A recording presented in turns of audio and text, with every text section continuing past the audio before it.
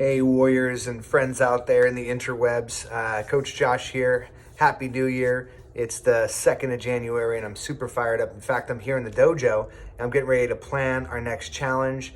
And I'm getting the nutrition stuff ready and getting the training plans ready. Actually, I'm excitedly ordering my own supplements for the next month.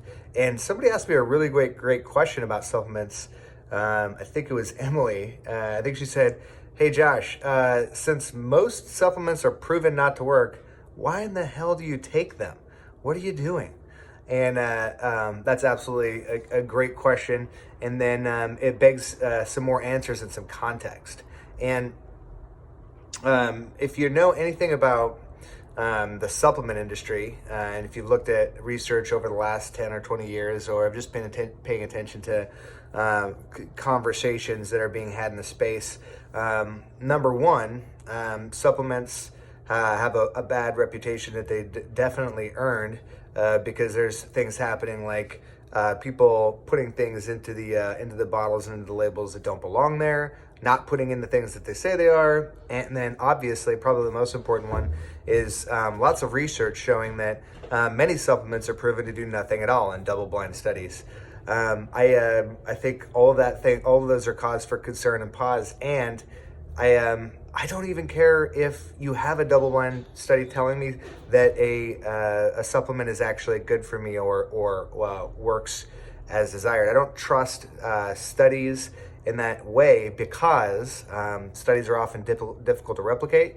They're often set up to provide a desired outcome, meaning that the people that are studying it want to find something positive from the study, want to prove that their wonder drug or supplements work, and it's coming clear that even if you have products that produce results in a lab, it doesn't always produce the results in real life.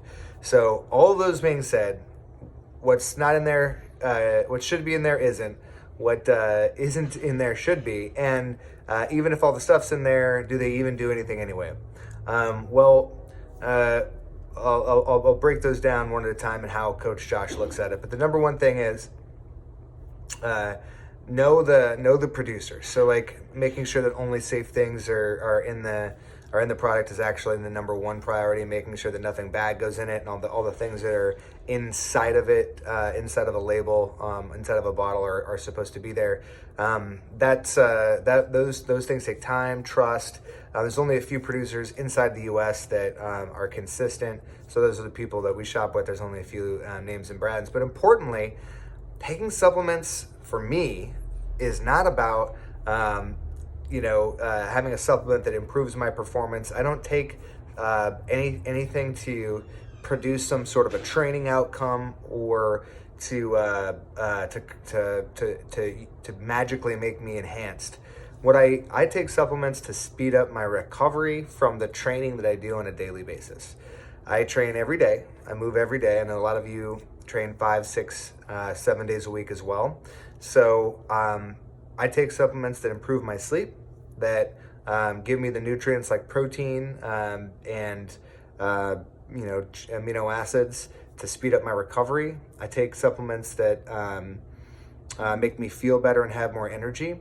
And I don't take them based off of whether or not they have a double-blind study that proves it. The supplements I take do, but I don't even care about that. For the sleep stuff, I test it.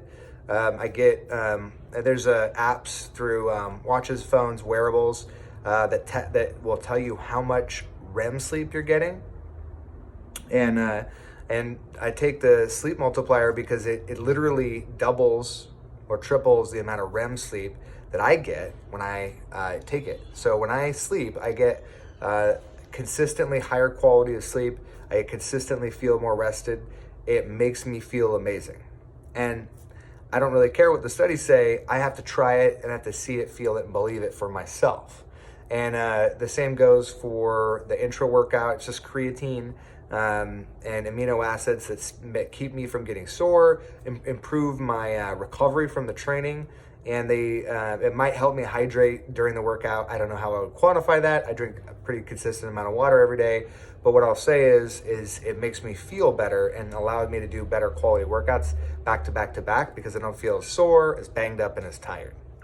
So I pick the supplements based off of the things I need to feel, the solving the problems I have. So there are some great supplements that kill your cravings.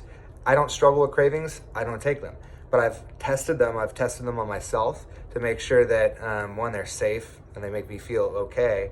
But yeah, they certainly curb your appetite. That's not something that I particularly need, so I don't worry about it. But I don't really care about science or pseudoscience or anything else.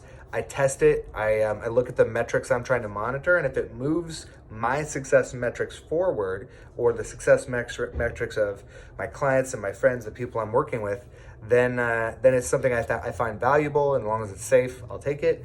If it is something that doesn't do any of those things, or does do them and isn't safe or isn't from a trusted source, then I just don't take it.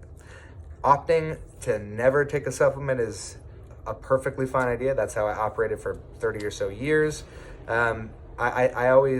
I personally rely on myself and my instincts and my process heavily to decide what goes into my body. So that's how Coach Josh looks at the supplement world, the wild, wild west.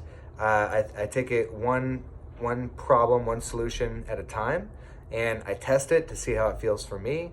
And those are the things that I build relationships. Those are the brands that I build relationships with and trust, of which there are very, very few. And so we recommend very, very few things here at Training for Warriors.